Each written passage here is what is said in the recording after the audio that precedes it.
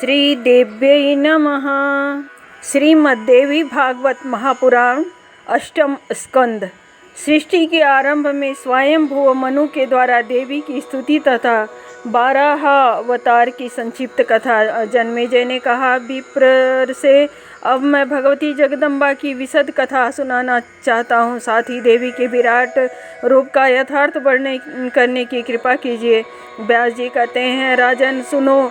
एक समय की बात है, नारद जी भूमंडल पर विचरते हुए भगवान नारायण के आश्रम पर पहुँचे। उन्होंने योगात्मा नारायण से प्रश्न किया। नारद जी ने कहा, देवेश्वर, इस जगत को जो आद्य तत्व है उसे मुझे समझाने की कृपा करें। यह जगत किसने उत्पन्न किया है? कौन इसकी रक्षा करते हैं और किसके द्वारा इसका संहार होता है?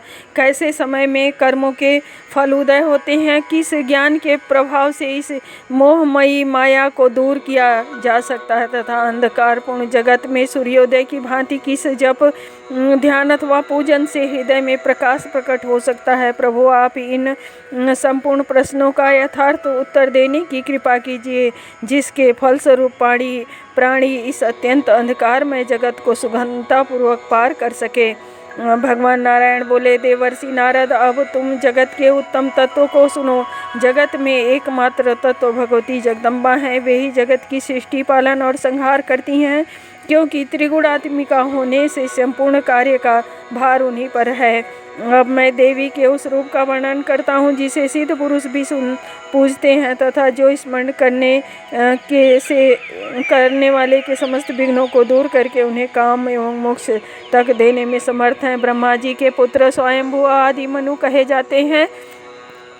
इन प्रतापी मनु की भार्या का नाम शतरूपा है। एक समय ये स्वयंभू मनु अपने पुण्यात्मा पिता प्रजापति ब्रह्मा जी के पास भक्ति पूर्वक पधारे। तब ब्रह्मा जी ने उनसे कहा, बेटा, तुम्हें भगवती भुवनेश्वरी की उत्तम उपासना करनी चाहिए। तात इन्हीं के प्रसन्न होने पर तुम्हारी यह प्रजा सृष्टि सुचारू रूप से चल सकती है। स्वयंभू मनु से जब ब्रह्मा जी ने यूँ कहा, तब वे तपस्या द्वारा जगत की रचना करने वाली देवी को संतुष्ट करने के प्रयत्न में लग गए।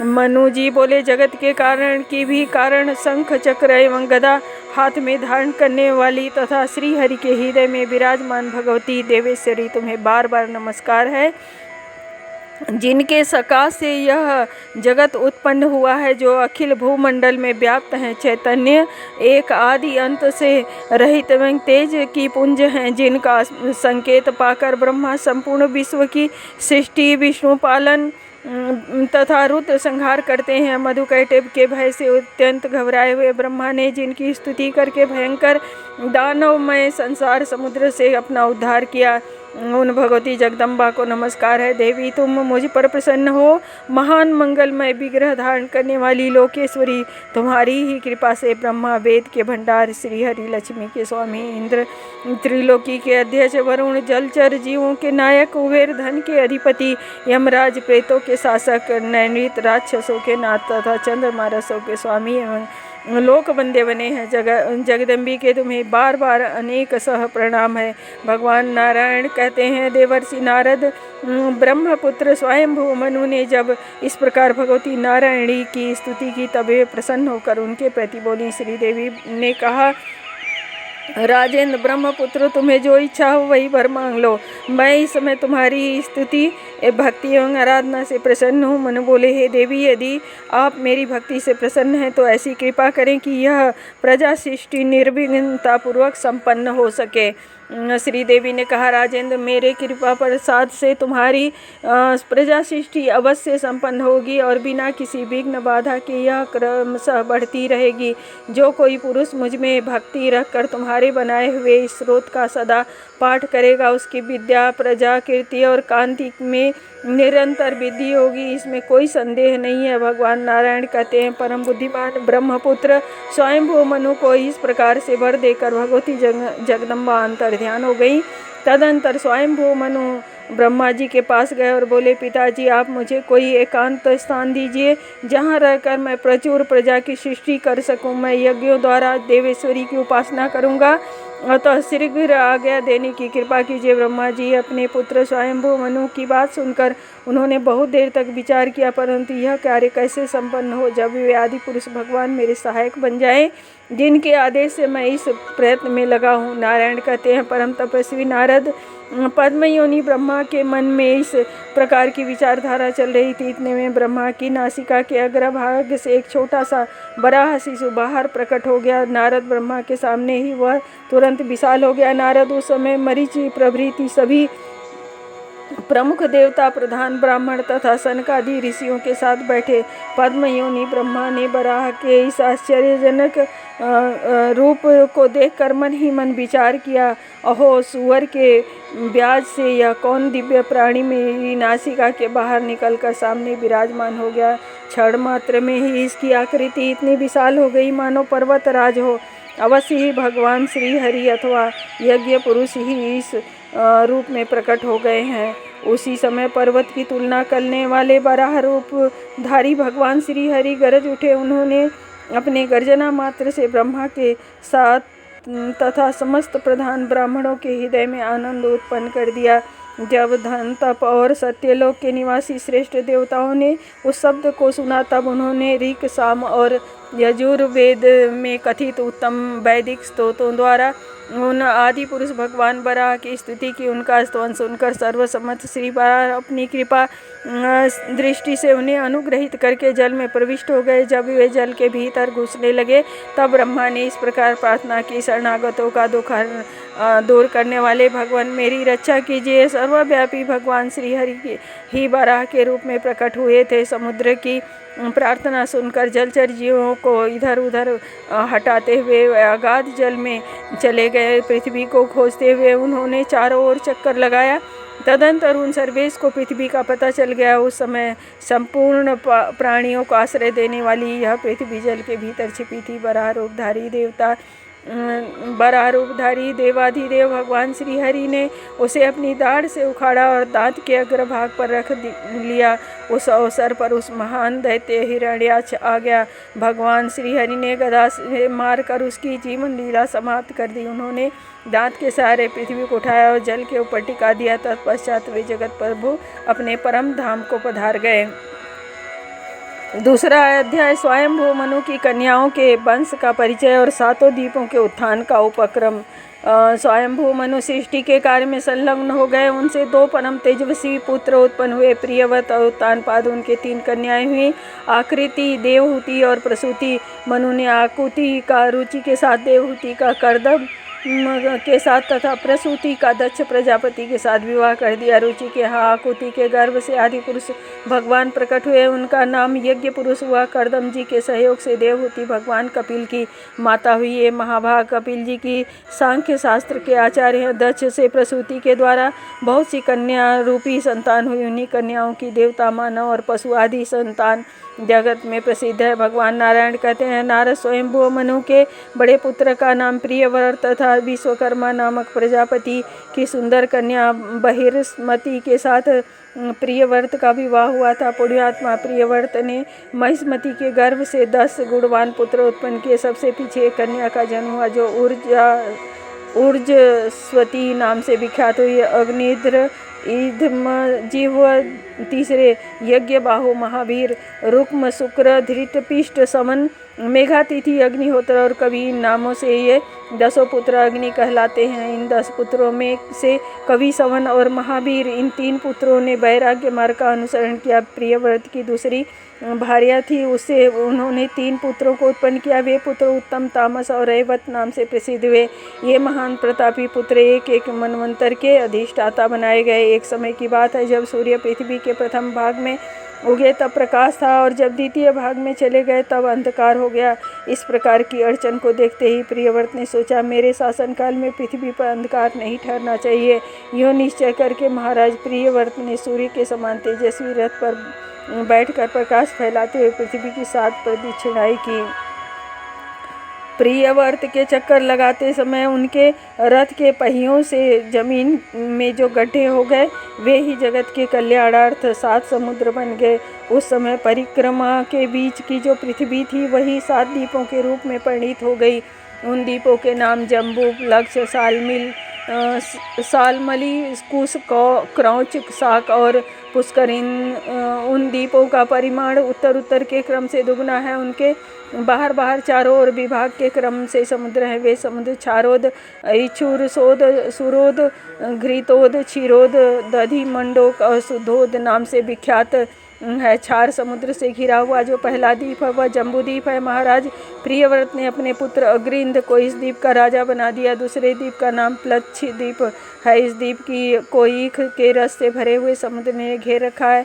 प्रियव्रत कुमार इदजीव यहाँ के शासक हुए। सलमली द्वीप मदिरा के समुद्र से घिरा हुआ। प्रियव्रत ने पुत्र यज्ञबाहु को यहाँ का अध्यक्ष बना दिया। कुश द्वीप बड़ा ही रमणीय है। इसके बाहरी हिस्से घृत के समुद्र से शोभा पा रहे हैं। प्रियव्रत नंदन हिरण्यरेता ने इस द्वीप का प्रबंध अपने हाथ में ले लिया। पांचवे को क्रौच द्वीप कहते हैं। इसके चारों ओर क्षीर समुद्र है। धृतपिष्ट इस द्वीप के राजा हुए। साग द्वीप सभी द्वीपों से बढ़कर सुंदर है। दही मंडो समुद्र ने इसे घेर रखा है। मेघातिथि इस द्वीप के नायक बने। पुष्कर द्वीप मीठे जल के समुद्र से घिरा है। अपने पिता प्रियव्रत की अनुमति पाकर वितिहोत्र ने यहाँ के शासन की बागडोर हाथ में ले ली। महाराज प्रियव्रत ने अपनी कन्या ऊर्जस्वती का विवाह शुक्राचार्य के साथ कर दिया। शुक्राचार्य की कन्या देव यानी इस ऊर्जास्वती के गर्भ से उत्पन्न हुई थी। इस प्रकार महाराज प्रियव्रत ने अपने पुत्रों को 7 द्वीपों में बांट दिए और वे स्वयं योग मार्ग का आश्रय लेकर सन्यासी बन गए। तीसरा अध्याय भूमंडल के विस्तार और गंगा जी के अवतरण का वर्णन। भगवान नारायण कहते हैं, देवर्षि नारद, अब द्वीपों के वर्ष विभाजन का प्रसंग विस्तार पूर्वक सुनो। पहले 1,00,000 योजन के परिमाण में जम्बू द्वीप का निर्माण हुआ है। इस विशाल द्वीप की आकृति इस प्रकार गोल है जैसे कमल बीज का कोश हो। इस द्वीप में हजार योजन तक फैले हुए 9 वर्ष हैं। इलावृत नाम का वर्ष है। इस इलावृत के मध्य कहते हैं यह जम्बू द्वीप की नाभि के स्थान पर प्रतिष्ठित है। वहीं 1,00,000 योजन ऊंचा सुमेरु पर्वत है। यह पर्वत गोलाकार पृथ्वी रूप कमल का बीज कोश है। इलावृत वर्ष के उत्तर सीमा में रूप में 3 पर्वत कहे गए हैं। उन पर्वतों के नाम नील, श्वेत और सिंहवान। दूसरा स्वर्णमय वर्ष रम्यक वर्ष के नाम से प्रसिद्ध है। तीसरा कुरुवर्ष है। उक्त पर्वत इन सभी वर्षों की सीमा व्यक्त करते हैं। ये वर्ष बहुत सी नदियों और समुद्रों से संपन्न है। इलावृत वर्ष के दक्षिण की ओर निषद, हेमकूट और हिमालय नाम से बहुत लंबे चौड़े 3 विशाल पर्वत शोभा पाते हैं। कहा जाता है कि ये पर्वत 10,000 योजन ऊंचे हैं। हरिवर्ष, किमपुरुष और भारतवर्ष इन 3 वर्षों का विभागानुसार यथार्थ वर्णन मिलता है। निषद, हेमकूट और हिमालय वे 3 पर्वत इनकी सीमा है। इलावृत और पश्चिम भाग में माल्यवान नाम का पर्वत है। पूर्व की ओर श्रीमान गंधमादन पर्वत सुशोभित है। मंदर, मेरु मंदर, सुपार्श्व और मुकोदय 4 पर्वत सुमेरुगिरी के पाए के रूप में हैं। 10,000 योजन इनका विस्तार है। इन चारों पर्वतों पर 4 वृक्ष हैं, आम, जामुन, कदम और बड़। चारों वृक्ष जो 1100 योजन ऊंचे हैं ध्वजा का काम देते हैं। चारों वृक्ष और चारों पर्वत समान विस्तार में फैले हुए हैं। वह स्थान 4 अत्यंत गहरे तालाबों से सुशोभित है। वे तालाब दूध, मधु, ईख के रस और स्वादिष्ट जल से भरे हैं। उस जल से स्नान, आचमन आदि करने वाले देवताओं को यौगिक संपत्ति प्राप्त होती है। वही स्त्रियों को परम सुखी बनाने वाले 4 दिव्य उपमन हैं। उन उपमनों के नाम नंदन, चैत्ररथ, वैभराज और सर्वभ्रद। उनमें अंगनाओं सहित देवताओं का निवास होता है। मंदराचल के वृक्ष पर एक दिव्य आम का वृक्ष है। उस वृक्ष की ऊंचाई 1100 योजन है। उसके अमृतमय फल त्रिकुट पर्वत के समान विशाल, अत्यंत स्वादिष्ट और बड़े कोमल हैं। वे फल वृक्ष के ऊंचे सिरे से गिरते ही बिखर जाते हैं। उनका रस बह चलता है। उसी रस में अरुणोदा नाम की एक नदी बह रही है। उसका जल बड़ा ही सुरम्य है। महाराज उसी पर्वत पर भगवती अरुणा विराजमान है। प्रधान देवता और दैत्य उनकी उपासना करते हैं। इस प्रकार मेरु मंदिर के वृक्ष स्थल पर उगे हुए वृक्षों से जम्बू फल गिरते हैं। ये फल हाथी के शरीर के समान विशाल हैं। गिरते ही बिखर गया और इनमें से रस बह चला। उसी रस से जम्बू नाम की नदी बनकर भूमंडल पर उतर आई। यह नदी इलावृत वर्ष से दक्षिण की ओर बहती है।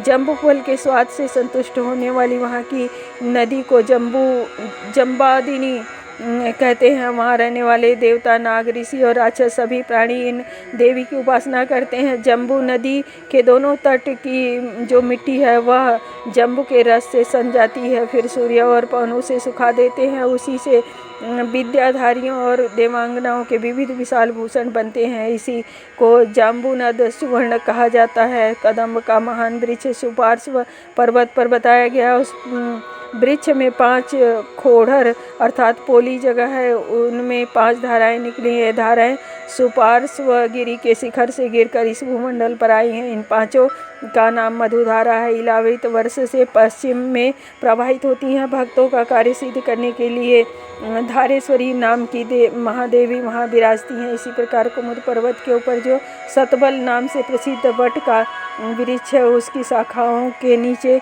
लटकते हुए बहुत से नद धरातल पर आए हैं। दूध, दही, घृत, मधु, गुड़, अन्न, वस्त्र, शैया, आसन और आभरण आदि सभी वस्तुओं से ये परिपूर्ण है। ये नद इलावृत से उत्तर भाग में होकर सब और भूमि को प्रभावित करते हैं। इन्हीं के तट पर भगवती मीनाक्षी का मंदिर है। देवता और दानव सभी इनकी उपासना करते हैं। भगवान नारायण कहते हैं, नारद, सुमेरुगिरी के पूर्व में 2 पर्वत हैं। इनकी लंबाई 18,000 योजन और चौड़ाई 2,000 योजन है। इन श्रेष्ठ पर्वतों के नाम जठर और देवकूट। 2 पर्वत सुमेरुगिरी के पश्चिम में हैं। एक का नाम पवमान और दूसरा का परियात्र कहलाता है। ये दोनों पर्वत जठर और देवकूट के समान ही लंबे हैं। मेरुगिरी के दक्षिण में कैलाश और करवीर नाम के विख्यात 2 पर्वत हैं। इनका भी विस्तार पहले के समान ही है। ऐसे ही सुमेरु के उत्तर तिशंक और मकर नाम वाले 2 पहाड़ हैं। इन 8 सुप्रसिद्ध पर्वतों से सुमेरुगिरी घिरा हुआ है। सुमेरुगिरी को कांचनगिरी भी कहते हैं। सूर्य के समान यह प्रकाशित होता रहता है। इस सुमेरुगिरी के शिखर पर पद्म योनि ब्रह्मा की पुरी है। इसी पुरी को लक्ष्य करके 8 लोकपालों की भिन्न भिन्न 8 पुरियाँ और हैं। ये प्रसिद्ध पुरियाँ भी स्वर्णमयी हैं। जो सुमेरुगिरी पर 9 पुरियाँ हुई, इनके नाम मनोवती, अमरावती, तेजोवती, संयमनी, कृष्णांगना, श्रद्धावती, गंधवती, महोदया, यशोवती, ब्रह्मा, इंद्र, अग्नि और यम आदि लोकपाल यथाक्रम इन पुरियों में विराजते हैं। भगवान विष्णु ने राजा बलि के यज्ञ के समय वामन अवतार धारण किया था। उनके बाएं पैर के अंगूठे से ब्रह्मांड में छेद हो गया। नारद, वह छिद्र ब्रह्मांड के ऊपरी भाग में हुआ। उसके मध्य में गंगा प्रकट हुई। वह स्वर्ग से शिखर पर आकर रुक गई। बहुत समय के पश्चात अर्थात 1000 युग बीत जाने पर यह वहाँ से चलकर स्वर्ग से शिखर पर, जिसे त्रिलोकी में विष्णुपदी कहते हैं, आ गई। यह वह स्थान है जहाँ उत्तानपाद परम पुण्यात्मा पुरुष ध्रुव रहते थे। वहीं सप्तऋषि भी रहते हैं। ये सप्तऋषि गंगा के प्रभाव से पूर्ण परिचित हैं। अतः ये गंगा की प्रदक्षिणा किया करते हैं। ये जानते हैं कि गंगा अत्यंत सिद्धि स्वरूपिणी है। इसकी उपासना करने वाले पुरुष सिद्धि प्राप्त कर लेते हैं। इसलिए जटाजूट रखकर वे प्रतिदिन इस गंगा में स्नान करते हैं। तदंतर बैकुंठ से चलकर असंख्य विमानों से भरे हुए देवयान पर होती हुई गंगा चंद्रमंडल में पहुँचती हैं। वहाँ से ब्रह्मलोक में आ गई। नारद ब्रह्मलोक में आने पर गंगा के 4 भाग हो गए और 4 नामों से प्रसिद्ध होकर इन 4 दिशाओं में बह चली। बहते बहते जाकर समुद्र में मिल गईं। गंगा के 4 नाम हैं, सीता, अलकनंदा, चक्षुष और भद्रा। संपूर्ण पापों को समन करने वाली सीता नाम से प्रसिद्ध गंगा ब्रह्मांड से उतरकर केसर नामक पर्वत के शिखर पर आई। वहाँ से गंधमादन पर्वत के शिखर पर गिरी। उसके बीच से निकलकर भद्राश्व वर्ष की पूर्व दिशा में आ गई। इसके बाद देवताओं से सुपूजित होकर क्षीर सागर में मिल गई। तत्पश्चात चक्षुष नाम से प्रसिद्ध दूसरी गंगा माल्यवन पर्वत के शिखर से निकली। अत्यंत वेग के साथ बहकर वह केतुमाल पर्वत में आ गई। वहाँ से इसका प्रवाह पश्चिम दिशा में आ गया। बाद में जाकर वह समुद्र में मिल गई। नारद तीसरी धारा को पुण्यमयी अलकनंदा कहते हैं। यह पवित्र नदी ब्रह्मांड से दक्षिण से होती हुई हेमकूट नामक प्रधान पर्वत पर पहुंची। इसने बीच में बहुत से वनों और पहाड़ों को आप्लावित किया। जब वहां से निकली तब अत्यंत वेग के साथ बहती हुई इस भारतवर्ष में आ गई। इसके बाद इस तीसरी गंगा अलकनंदा का दक्षिण सागर में संगम हुआ। तत्पश्चात चौथी धारा श्रृंगमान पर्वत से निकली। इसका नाम भद्रा है। तीनों लोगों को पवित्र करने वाली यह गंगा वहां से बहती हुई समुद्र में पहुंची। इसके प्रवाह से बीच के उत्तर कुरु प्रदेश परम तृप्त हुए हैं। नारद इन 9 वर्षों में भारतवर्ष को कर्म क्षेत्र कहा गया है। अन्य 8 वर्ष पृथ्वी के पर रहते हुए भी स्वर्ग के फल को प्रदान करते हैं। नारद स्वर्ग में रहने वाले पुरुषों का जब पुण्य समाप्त हो जाता है तब वे इस भोग को भोगने के स्थानों में आ जाते हैं। चौथा अध्याय जम्बूद्वीप के विभिन्न वर्षों में भगवान श्री हरि के विभिन्न रूपों की उपासना का वर्णन। श्री नारायण कहते हैं, नारद जम्बूद्वीप में इलावृत आदि 9 वर्ष इलावृत में भगवान रुद्र रूप से विराजते हैं। ब्रह्मा के नेत्र से इनका प्रादुर्भाव हुआ। इनकी प्रेयसी प्रिया सदा साथ रहती है। उस क्षेत्र में कोई दूसरा पुरुष नहीं जा सकता और यदि कोई पुरुष वहाँ चला भी जाए तो वह तुरंत स्त्री के रूप में परिणित हो जाता है। वहाँ भवानी की सेवा में संलग्न रहने वाली असंख्य स्त्रियाँ रहती। इन स्त्रियों से घिरे रहकर भगवान रुद्र महाभाग संकर्षण की उपासना करते हैं। भगवान शंकर कहते हैं, ओम नमो भगवते महापुरुषाय सर्वगुण संख्यानाय अनंत। ओम नमो भगवते महापुरुषाय सर्वगुण संख्या नायांतनाय भक्ताय नमः। ओम जिनसे भरी गुणों की अभिव्यक्ति होती है उन अनंत और ओमकार स्वरूप परम पुरुष भगवान को नमस्कार है। भजनीय प्रभु, आपके चरण कमल भक्तों को आश्रय देने वाले हैं तथा आप स्वयं ऐश्वर्य के परम आश्रय हैं। भक्तों के सामने आप अपना भूत भावन स्वरूप पूर्णतया प्रकट कर देते हैं तथा उसे संसार बंधन से भी मुक्त कर देते हैं, किंतु अब भक्तों को उस बंधन में डालते हैं। आप ही सर्वेश्वर हैं।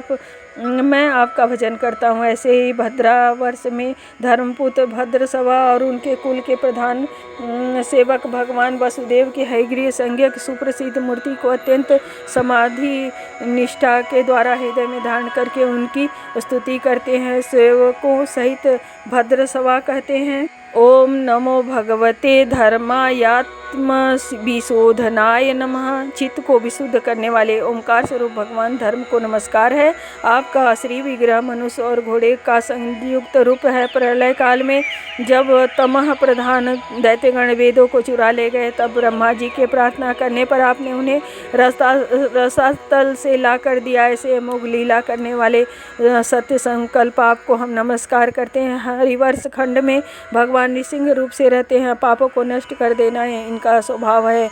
भक्तों पर ये सदा कृपा करते हैं। महाभागवत प्रहलाद के हृदय में इनके प्रति अनन्य भक्ति है। प्रहलाद कहते हैं, ओम नमो भगवते नरसिंहाय नमस्तेजस्तेजसे अभिराविर्भव वज्रद्रष्ट्र कर्माशयान रंधय रंधय तमो ग्रस ग्रस। ओम स्वाहा अभय ममात्मनि भूयिष्ठाः। ओम क्षौम ओमकार स्वरूप भगवान श्री नृसिंह को नमस्कार है। आप अग्नि आदि तेज से के भी तेज हैं, आपको नमस्कार है। हे वज्र नख, हे वज्र द्रष्टा, आप मेरे सामने प्रकट होइए, प्रकट होइए। मेरी कर्म वासनाओं को जला डालिए, जला डालिए। मेरे ज्ञान रूप अंधकार को नष्ट कीजिए, नष्ट कीजिए। ओम स्वाहा, मेरे अंतःकरण में अभय दान देते हुए प्रकाशित होने की कृपा कीजिए। ओम क्षौम, प्रभो अखिल जगत कल्याण हो। दुष्टों की बुद्धि में शुद्ध भावना उत्पन्न हो। सब प्राणियों में परस्पर सद्भावना विद्यमान रहे। सभी एक दूसरे के हित का चिंतन करें। हमारा मन शुभ मार्ग में प्रवृत्त हो और हम सबकी बुद्धि निष्काम भाव से भगवान श्री हरि में प्रवेश करे। केतु माल वर्ष में भगवान श्री हरि कामदेव के रूप में विराजते हैं। इस वर्ष की अधीश्वरी समुद्र तनया भगवती लक्ष्मी है। ये भगवती लक्ष्मी इन स्रोतों से भगवान श्री हरि की सदा उपासना करती हैं। ओम ह्रां ह्रीं ह्रूं ओम नमो भगवते ऋषिकेशाय सर्वगुण विशेषैर्विलक्षितात्मने आकुतीनां चित्तीनां चेतसां विशेषाणां चाधिपतये षोडशकलायच्छन् दोमयान्मया यामृतमयाय सर्वमयाय महसे ओजसे बलाय कांताय कामाय नमस्ते। उभयत्र भूयात् जो इंद्रियों के स्वामी, संपूर्ण श्रेष्ठ गुणों के आश्रय, ज्ञान, क्रिया एवं संकल्प शक्ति तथा इनके विषयों के व्यवस्थापक, 16 कलाओं से युक्त, वेदोक्त कर्मों से प्राप्त होने वाले, अन्नमय, अमृतमय एवं सर्वमय होने की योग्यता से संपन्न है, उन मन, इंद्रिय और शरीर के साकार विग्रह परम कमनीय भगवान कामदेव को ओम राम ह्रीम ह्रोम इन बीजों के सहित सब ओर से नमस्कार है। रम्यक वर्ष में भगवान श्री हरि मत्स्य रूप धारण करके विराजते हैं। उनकी श्रेष्ठ मूर्ति संपूर्ण देवताओं के लिए बंधे है। यहाँ वहाँ मुनि जी निरंतर उनका स्तवन करते हैं। मुनि जी कहते हैं ओम नमो मुख्यतमाय नमः, सत्वाय प्राणाय ओजसे बलाय महात्मत्स्याय नमः। सत्व प्रधान मुख्य, प्राण सूत्रात्मा तथा मनोबल, इंद्रिय बल और शरीर बल, ओंकार के श्रेष्ठ अर्थ सर्वश्रेष्ठ भगवान महामत्स्य को बार बार नमस्कार है। अजन्मा प्रभो प्रलय काल और समुद्र उत्ताल तरंगों से शोभित था। उस समय आप औषधियों और लताओं को स्थान देने वाली पृथ्वी को तथा मुझको लेकर उस समुद्र में बड़े उत्साह के साथ क्रीड़ा कर रहे थे। ऐसे जगत के प्राण स्वरूप आप भगवान मत्स्य को बार बार नमस्कार है। श्री नारायण कहते हैं नारद हिरण्यमय नामक वर्ष में योगेश्वर भगवान श्री हरि कच्छप रूप धारण करके विराजते हैं और यमा के द्वारा इनकी पूजा और स्तुति होती है। अर्यमा कहते हैं ओम नमो भगवते अकुपाराय सर्व सत्वगुण विशेषणाय नेपालचित स्थानाय नमो वर्षणे नमो भूर्मे नमो वस्थानाय नमस्ते। जो समय की सीमा से रहित संपूर्ण सत्वादि गुणों से विशेषण तथा अलक्षित स्थान वाले हैं, उन ओमकार स्वरूप सर्वव्यापक भगवान कच्छप को बार बार नमस्कार है। उत्तर कुरुपुर वर्ष में यज्ञ पुरुष भगवान श्री हरि वराह का रूप धारण करके विराजते हैं। इन भगवान आदि वराह की पृथ्वी देवी निरंतर उपासना करती हैं। पृथ्वी कहती हैं ओम नमो भगवते मंत्र तत्वलिंगाय यज्ञ क्रतवे महाध्वराव वाय महावराहाय नमः कर्म शुक्लाय त्रियुगाय नमस्ते। जिनका तत्व मंत्रों के सहारे समझ में आता है, जो यज्ञ स्वरूप हैं, महान यज्ञ जिनका विग्रह माना जाता है तथा जो शुक्ल कर्ममय है, उन त्रियुग मूर्ति ओमकार स्वरूप भगवान वराह को अनेक सह नमस्कार है। प्रभु, जिन्होंने हिरण्याक्ष को लीलापूर्वक दलित करके मुझे अपनी दाढ़ों के अग्रभाग पर उठाया और रसातल से बाहर निकाल दिया, उन जगत के आदि कारण सर्वशक्तिमान भगवान वराह को मैं नमस्कार करती हूँ। किम पुरुष वर्ष में चराचर जगत के शासक दशरथ नंदन भगवान श्री राम जी विराजते हैं। भगवती सीता उनके साथ सुशोभित रहती हैं। हनुमान जी उन आदि पुरुष की स्तुति करते हैं। हनुमान जी कहते हैं ओम नमो भगवते उत्तम श्लोकाय नमः, आर्य लक्षणशील व्रताय नमः, उपशिक्षितात्मने उपासित लोकाय नमः, साधुवाद निष्कषणाय नमो, ब्रह्माण्य देवाय महापुरुषाय महाभागाय नमः। ओमकार स्वरूप पवित्र कीर्ति वाले आप भगवान श्री राम को नमस्कार है। शेष पुरुषों के लक्षण शील तथा व्रत से संपन्न श्री राम को नमस्कार है। परम संयत वाले तथा लोक राधन में तत्पर श्री राम को नमस्कार है। साधुता की परीक्षा के लिए कसौटी रूप श्री भगवान को नमस्कार है। भगवान मनुष्य के रूप में आपका अवतार केवल राक्षस वध से निमित्त ही नहीं, किंतु प्राणियों के सामने सुख दुख आते रहते हैं, ऐसी शिक्षा देने के लिए होता है। भगवान देवता, दानव, मानव अथवा वानर कोई भी क्यों न हो, उसे चाहिए कि मनुष्य का वेश बनाकर राम रूप से पधारे हुए आप भगवान श्री हरि का भजन करें। उपकारी के थोड़े उपकार को भी आप बहुत मानते हैं। आपके हृदय में इतनी असीम दया है कि परम धाम पधारते समय उत्तर कौशल के निवासियों को भी आप साथ ले लेते हैं। श्री नारायण कहते हैं नारद, इस भारतवर्ष में मैं आदि पुरुष विराजमान रहता हूँ और तुम निरंतर मेरी स्तुति करते हो। नारद जी कहते हैं ओम नमो भगवते उपसमलीलायोपरतात्मयाय नमो किंचित वित्ताय ऋषिऋषभाय नरनारायणाय परमहंस परम गुरवे आत्मारामधिपतये नमो नमः।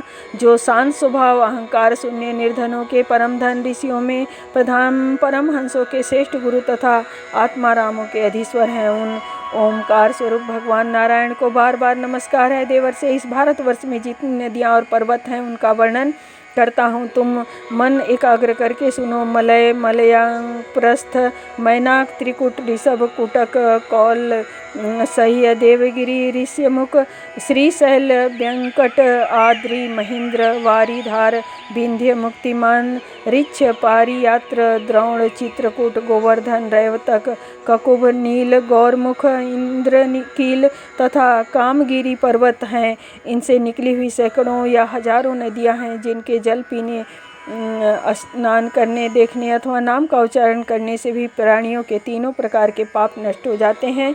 इनके नाम है ताम्रपर्णी, चंद्रवंशा, कृतमाला, बटोदका, वैहायसी, कावेरी, वेणा, पयस्विनी, तुंगभद्रा, कृष्णवेणा, शर्करावर्तका, गोदावरी, भीमरथी, निर्विंध्या, पयोष्णिका, तापी, रेवा, सुरसा, नर्मदा, सरस्वती, चर्मणवती, सिंधु तथा अंध एवं सोण नाम वाले दो महान नद, ऋषिकुल्या, त्रिमासा, महानदी, वेद, स्मृति, कौशिकी, यमुना, मंदाकिनी,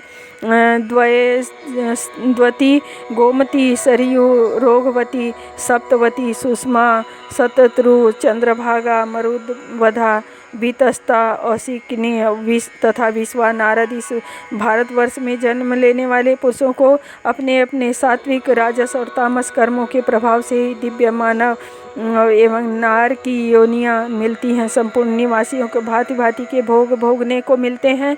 अपने वर्णाश्रम के अनुसार व्यवहार करने पर भारतवासियों को मोक्ष तक मिल जाने की बात बिल्कुल स्पष्ट है। इस मोक्ष रूपी परम कार्य की सिद्धि के साधन होने के कारण ही इस भारतवर्ष को इतना गौरव प्राप्त हुआ है। स्वर्ग के निवासी वेदवादी मुनिगण भी इनकी प्रशंसा करते हैं। नारद जम्बूद्वीप के अन्य 8 उपद्वीप प्रसिद्ध हैं। अपह्यत मार्गों का अन्वेषण करने वाले समुद्रों ने इन उपमहाद्वीपों की कल्पना की है। इनके नाम हैं स्वर्णप्रस्थ, चंद्र, शुक्र, आवर्तन, रमणाक, मंदर, हरिण, पंचजन्य, सिंहल और लंकाएं। जम्बूद्वीप का परिमाण विस्तार के साथ बता दिया। अब इसके बाद प्लक्ष आदि 6 द्वीपों का वर्णन करूँगा।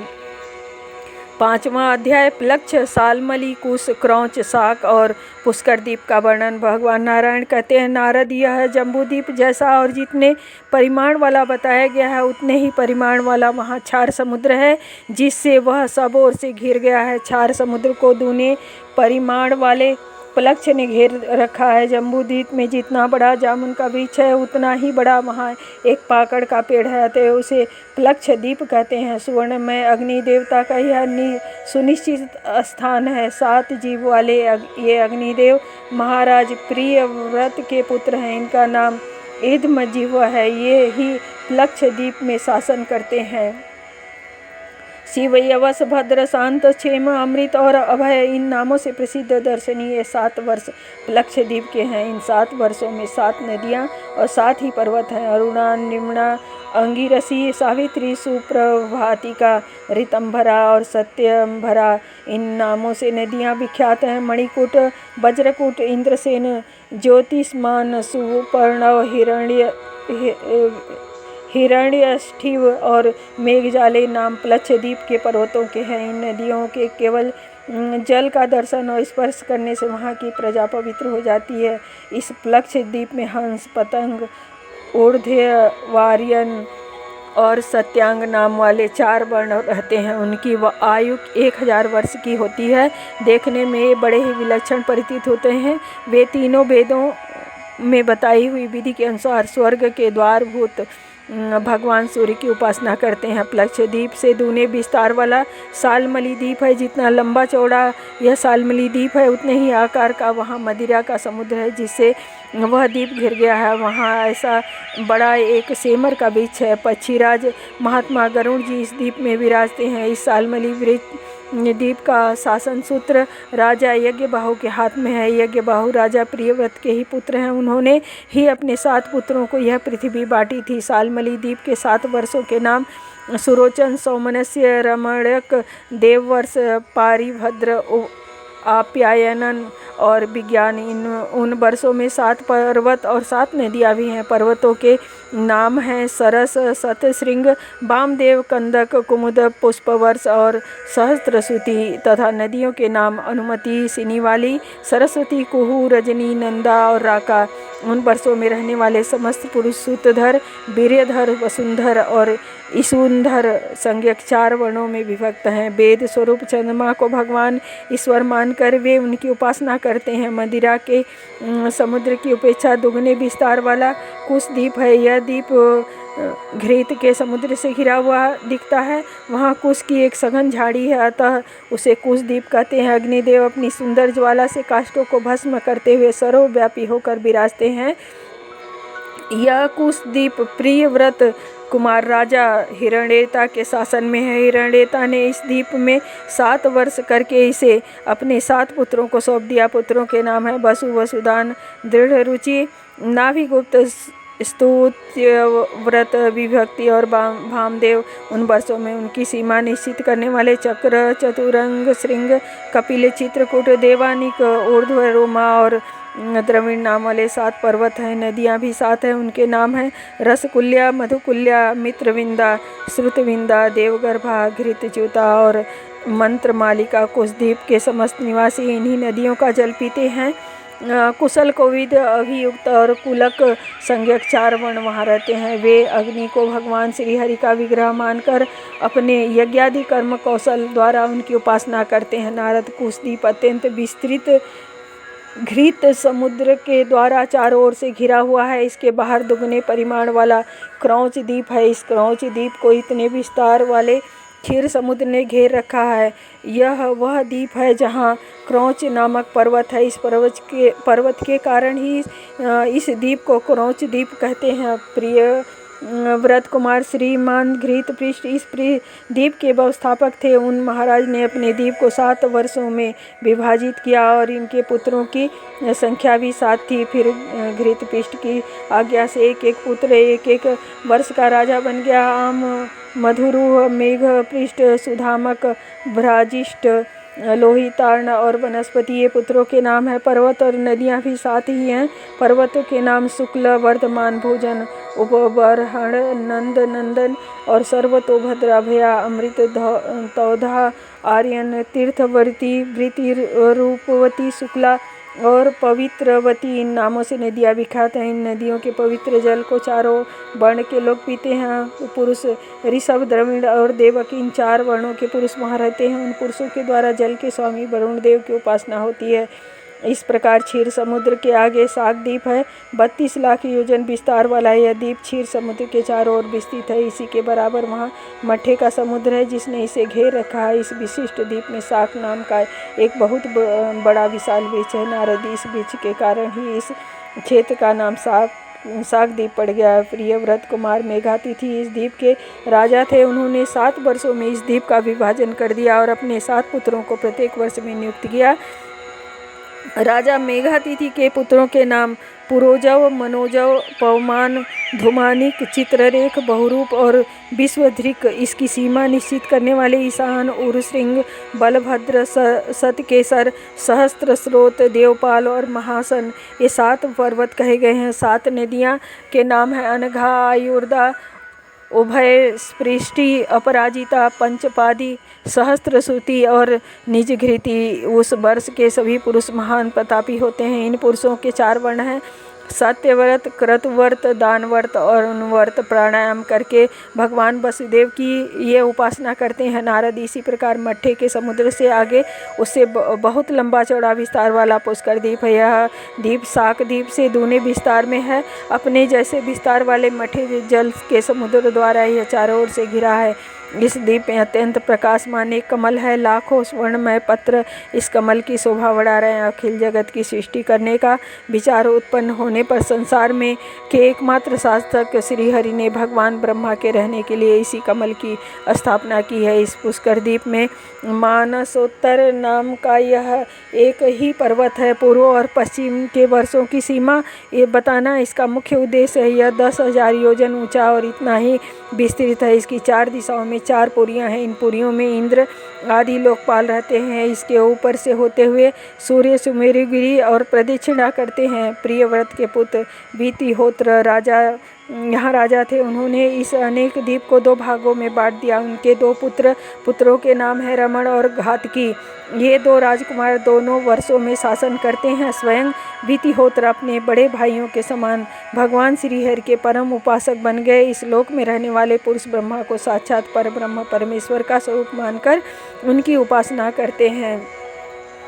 सर्वमंगल मांगल्ये शिवे सर्वार्थ साधिके शरण्ये त्र्यंबके गौरी नारायणी नमस्तुते।